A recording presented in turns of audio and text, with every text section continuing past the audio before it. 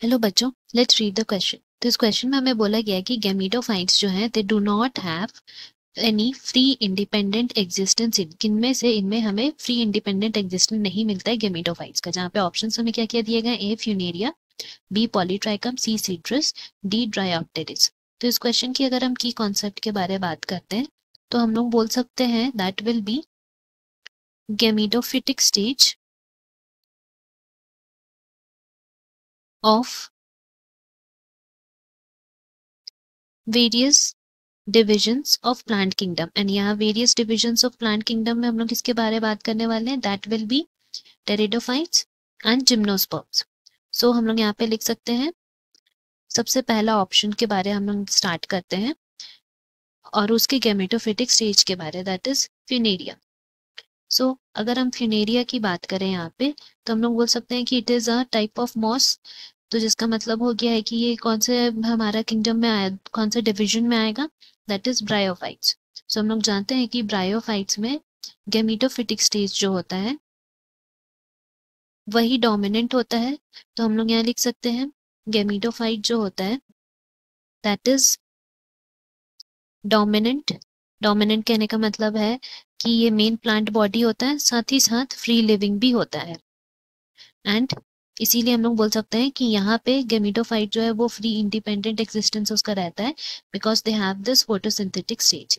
Where as अगर हम option B की बात करें पॉलीट्राइकम, तो ये पॉलीट्राइकम भी हमारा किस में आता है, that also comes under the moss.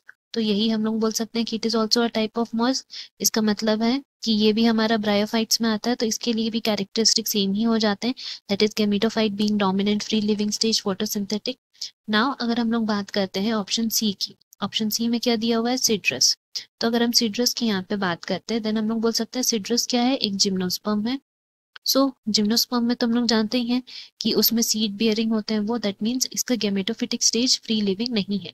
इनमें क्या प्रेजेंट रहते हैं, फीमेल गैमेटोफाइट्स जो प्रेजेंट रहते हैं इनके हम लोग बोल सकते हैं फीमेल गैमेटोफाइट जो यहाँ प्रेजेंट रहता है they develop within ovule.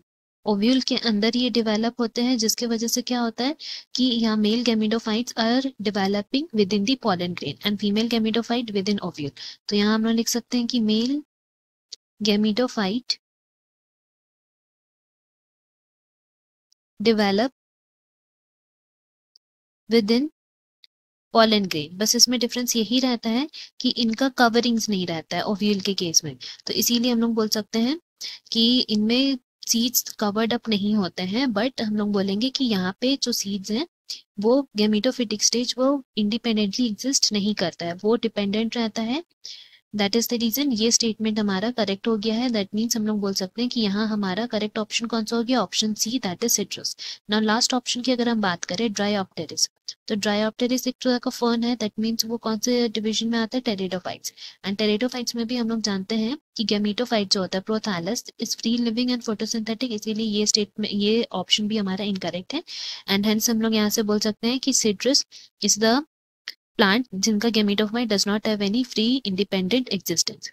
Option C correct हो गया। Hope you have understood. Best of luck. Thank you.